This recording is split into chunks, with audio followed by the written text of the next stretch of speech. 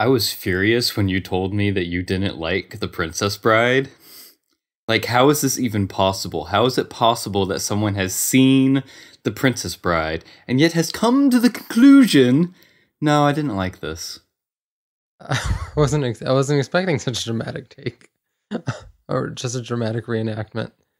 Um, I'm not really sure. I had sat down to watch it one night when I was in high school, and I had remembered watching it earlier in my life. And so I'd seen it before, and I knew most of the movie, and I remembered liking it, but it had been a while, and that had been in chunks.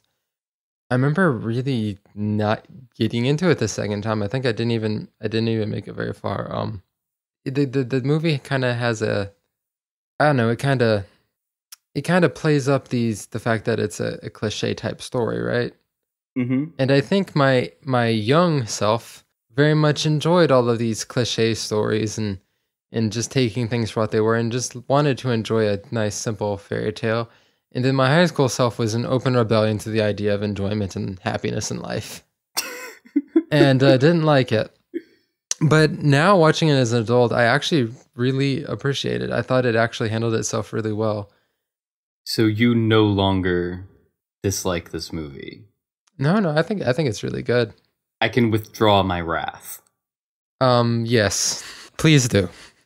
Would you say this movie, now that you've seen it with a sort of fresh set of eyes, do you think now that it kind of holds up to this status that it has as a giant of 80s classic movies? I'd say it is pretty classic. I think that's a lot because of the story it's based on. The story obviously has some really, really strong charms. Like I said, I saw this once in middle school and then bailed on it in high school. So this is my first time really watching it. And I was really pleased with how it's just a really fun take on things. But you've had a very different experience, haven't you? Oh yes, like this was not just a movie that I saw as a kid and loved and remember it fondly. No, this was my life. Like we had it on VHS, and we had like a TV censored version. What do they censor out? Well, this is actually interesting because there's actually a part in the TV censored version that I loved as a kid that I prefer to the actual real movie. When Inigo Montoya kills Count Rugen, he says, "I want my father back, you son of a bitch," and then the music goes, "Duh!"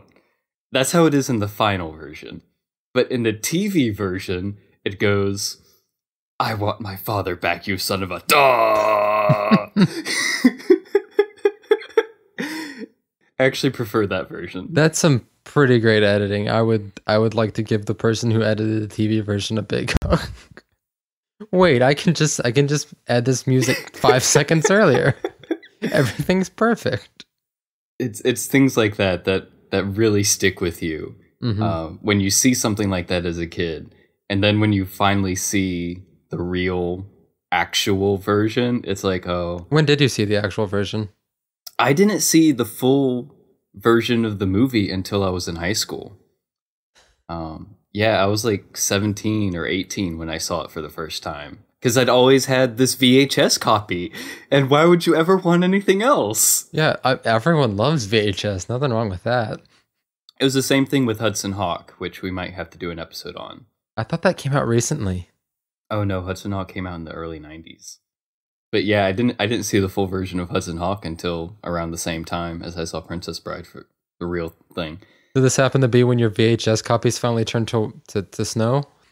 It might have had something to do with our VHS player breaking down. Oh, my thing was, for some reason, I had all these VHS copies of Dragon Ball Z back when I was in like middle school, high school that I wanted to watch, and every time I put one in, it was just white snow the entire way through. So I gave up on VHS around that point in my life. And that Count Rugen is played by Christopher Guest.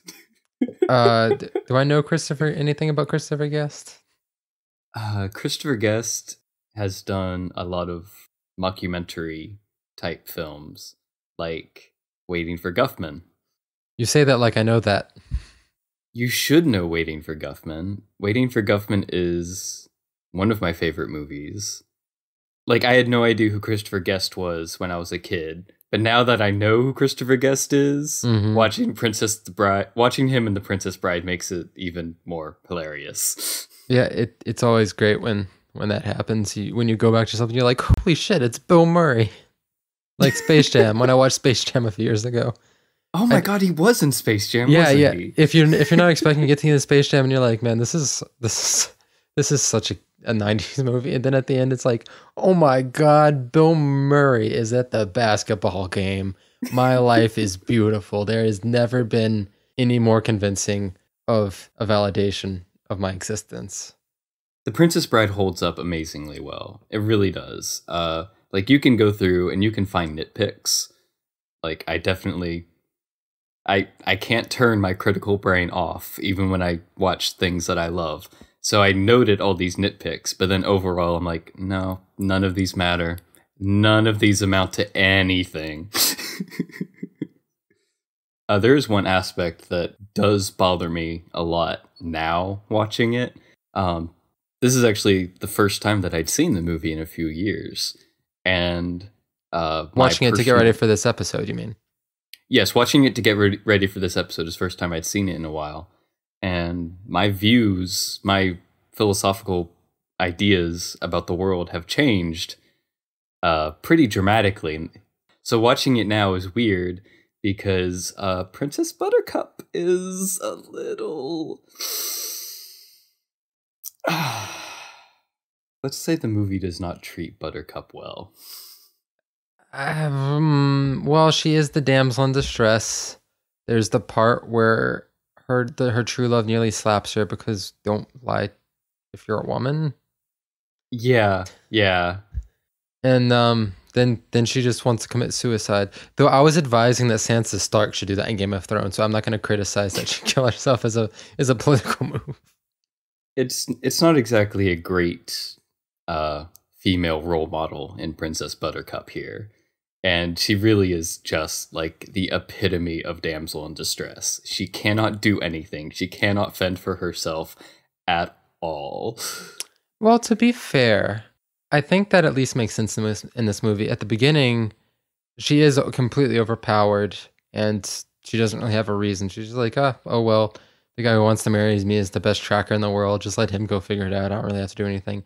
And later it's like, oh, well, I guess the guy who who loves me can literally not die. So, might as well just let him come save me.